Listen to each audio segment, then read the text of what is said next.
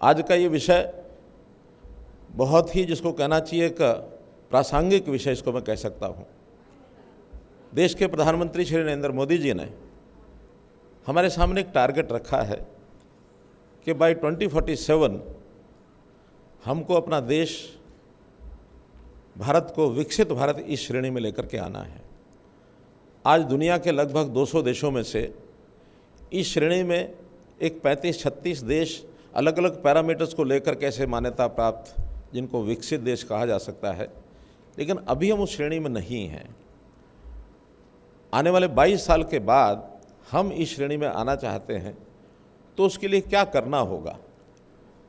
आखिर हमारा रोडमैप जब तक हमारे सामने नहीं है, तब तक उस दिशा में, उस गति से आगे हम बढ़ नहीं पाएंगे। तो इसलिए इस विकसित भारत के, यानी एक प्रकार से कल्पना करने के लिए, मैं सामान्य तौर पर ऐसा कहा करता हूं कि जब हम विदेश में घूमने जाते हैं, कौन सा देश विकसित होगा, कौन सा नहीं होगा, इसकी जो पहली दृष्टि में आंकलन करना हो, तो सबसे पहले वहाँ का हमको इंफ्रास्ट्रक्चर दिखता है, वहाँ की बिल्डिंग्स दिखती हैं।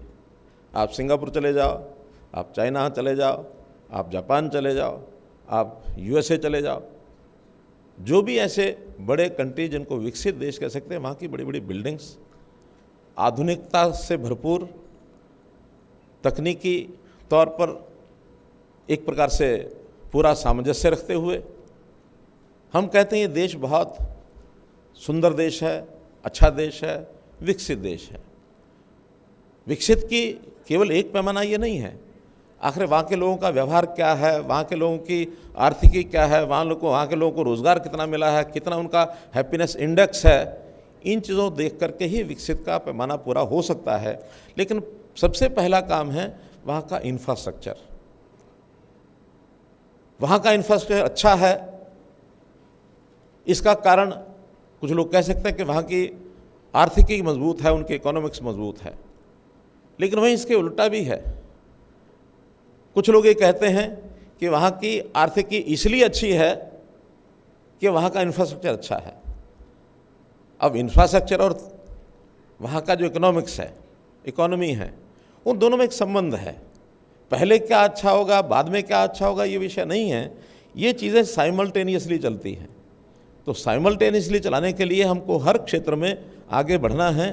तो उसमें जो रियल एस्टेट है, ये वास्तव में एक बहुत बड़ा ऐसा सेक्टर है जिसको अगर हमने ठीक से ध्यान किया तो निश्चित रूप से अपने देश को 2047 तक विकसित कर सकते हैं। Cash dealing in these projects, अब सरकार तो चाहती है कैश डीलिंग नहीं करना, सब ट्रांसपेरेंट होना चाहिए। ट्रांसपेरेंसी से जितना आपको चीज़ लेनी है उतना पैसा आप ट्रांजैक्शन उसका ठीक से करें, लेकिन अंडर द हैंड जिसको कहना चाहिए, जो सारा कैश ट्रांजैक्शन होता है, ये अपने आप की बड़ी समस्या है। और इस बड़ी समस्या के कारण से इसमें से भ्रष्टाचार ने बहुत जन्म लिया हुआ है। इस भ्रष्टाचार को अगर रोकना है तो ये कैश डीलिंग्स को समाप्त करके ही हम रोक पाएंगे, अन्यथा नहीं रोक पाएंगे। अल्टीमेटली इस करप्शन का भी सारे समाज के ऊपर कोई अच्छा असर नहीं, बुरा असर जाता है। और पिसता भी इसमें गरीब आदमी है, अमीर आदमी शायद पिसता नहीं है। तो मित्रों, हमें कुछ चीज़ें सोचनी होंगी, उसमें सरकार कितना सहयोग कर सकती है उतना हम करने के लिए सब तैयार हैं, चाहे स्टेट गवर्नमेंट्स है, चाहे गवर्नमेंट ऑफ इंडिया है। एक समस्या और है, जो मिसलीडिंग एडवर्टाइजमेंट्स आती हैं।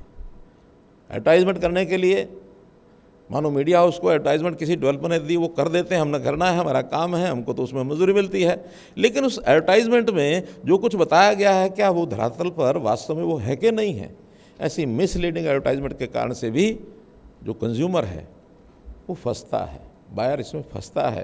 तो इसलिए इस चीज़ को भी उनको रोकना होगा, इसका ध्यान करना होगा। कुछ प्रोजेक्ट इसलिए भी कठिनाई में पड़ते हैं कि वहाँ लेबर के बहुत बड़े इश्यूज़ खड़े हो जाते हैं। तो लेबर के कारण से आखिर हम पूरा उनकी ओर ध्यान नहीं देंगे, उनके वेलफेयर की ओर ध्यान नहीं देंगे, उनकी सैलरी, उनके वेतन के पैरामीटर्स को ध्यान नहीं देंगे, तो वो भी समस्याएं आएंगी। उसके कारण से भी प्रोजेक्ट बहुत लेट होते हैं। तो मेरा कहने का अभाव ये है, चाहे वो सरकारी प्रावधानों के कारण से हो, चाहे हमारे अपने व्यवहार के कारण से हो, चाहे नेचुरल तरीके से हो, चाहे कोई कोई भी विषय हो, ये जो डिलेज हैं, ये जो कंज्यूमर या जो बायर ऑफ द हाउस, इसको कठिनाई झेलनी पड़ती है, ये अपने आप में बड़ी समस्या है और इसको हमको हल करना है, ये हमारे सामने एक टारगेट रहना चाहिए।